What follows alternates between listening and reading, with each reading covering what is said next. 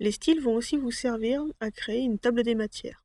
Donc une table des matières, ça va être un encart en tout début de document qui va lister les grandes parties et donner leur pagination, c'est-à-dire la page où ils se trouvent.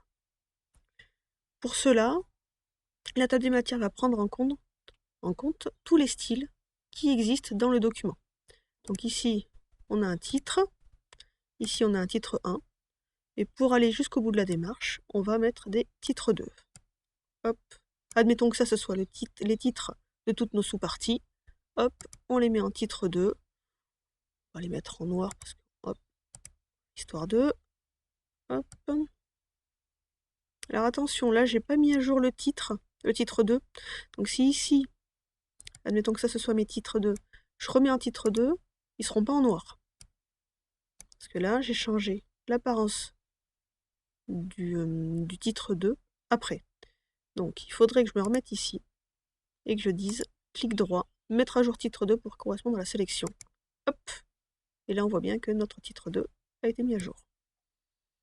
Voilà, donc là, on a notre dernière partie bilan qui est en titre 1. Et ici, hop,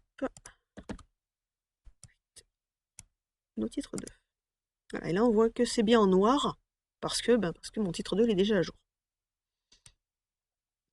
Alors, pour la table des matières, on va aller là-haut dans Références, donc menu Références, table des matières.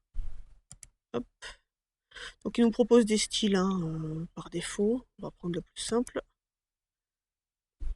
Et là, il nous a créé hop, la table des matières à l'endroit où a été notre curseur. Donc là, vous voyez, c'est pas génial. Donc, on va annuler. Vous voyez, parce que ma sélection était là. Donc, il a créé la table des matières à l'endroit où on lui a dit. Moi, ce qui m'intéresse, ce serait de la mettre là. Donc, table des matières, hop, celle-ci, on remonte, et vous voyez qu'on a notre table des matières, première partie, de quoi ça parle, de quoi ça sert, etc., avec toutes les pages. Donc, évidemment, toutes les pages sont à 1 pour l'instant, parce que bon, on n'a rien mis. On n'a encore rien mis dans le document. Donc, voilà dans l'idée. Donc, pour faire votre table des matières automatique, parce que l'idée, c'est vraiment pas de le faire à la main. Il faut laisser l'ordinateur travailler pour nous, comme d'habitude. Donc, pour rappel, on met d'abord nos titres, avec les sous-titres. Une fois que tout ça c'est fini, on insère la table des matières et hop, il le fait tout seul.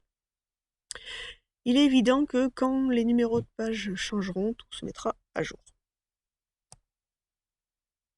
Si jamais vous avez besoin de faire de forcer une mise à jour de la table des matières, un petit clic droit au milieu, hop, ça fait apparaître ce menu-là, mettre à jour la table, et là on lui dit soit les numéros de page, soit toute la table si vous avez rajouté des styles et des titres entre-temps.